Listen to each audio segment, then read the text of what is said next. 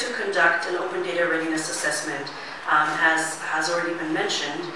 This is a diagnostic that we are undertaking to assess the readiness of the government of Mauritius to release non-sensitive government data sets. We're conducting a very practical assessment of the government to implement the Open Data Initiative.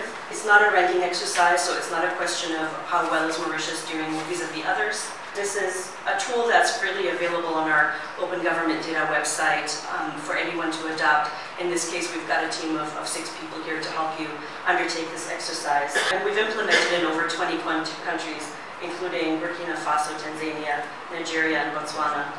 There are 4 characteristics that create the open data versus regular data. First of all, the degree of access is one of the areas that defines open data. Everybody has access to open data. Open data also is machine readable. So what does this mean? It means that a computer can locate the data and can read the data and manipulate the data. And if it knows what to look for in which column and in which row, it understands what that data is and it can do something with the data, it can process it. Open data is typically free. So that means that if data are currently available for sale by the government, that's not considered open data. The rights to open data are such that businesses and citizens can use the data sets for commercial purposes or for other purposes, and they can even create profit using the data. So a government data set that's made available, a business can use it, create a product or a service around that data set, and they can make profit off of the data set, and they may do that without obtaining additional degrees of permission for it. That doesn't mean that the government isn't protected. The copyright license, or the license that's made available with open data can stipulate, for example, that the government does not take any liability for the use of open data. I want to leave you today specifically with 4 benefits that we see for open data. The first one is the creation of economic value.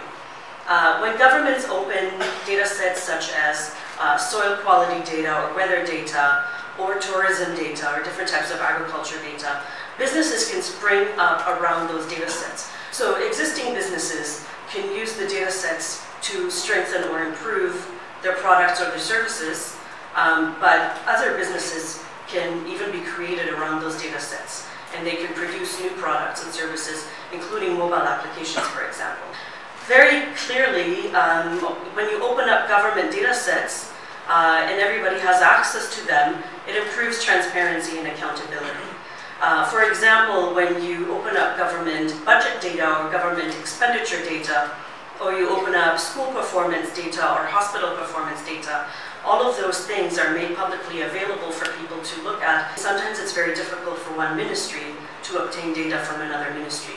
So when you make data sets available in an open data portal, and everybody has access to them, we find that a lot of the customers of this access are actually other government agencies and other government ministries.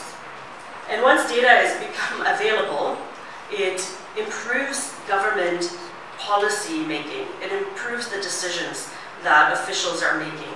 So when more data is available and more people are analyzing and looking at the data, and when it's more easily accessible, we find that there is a direct benefit to the quality of the policy decisions that are being made. Avant tout, nous travaillons avec la Banque mondiale pour nous venir de l'avant avec le Open Data Readiness, pour nous guetter qui manière nous capables de disséminer autant d'informations, que ce soit au niveau de ban ministère, de ban institutions para-étatiques et les autres institutions aussi, pour que tout ça, ban information-là, capable de servir par n'importe quel citoyen qui peut sentir qu'il y a une nécessité ou un besoin pour les consulter, pour les capables de travailler la bonne information pour atteindre l'objectif qu'il a fixé. Donc, nous passons par là.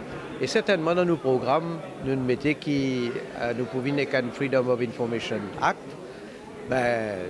Nous avons un mandat pour travailler là, pour éventuellement, nous souhaiter, nous capables de passer à la loi là.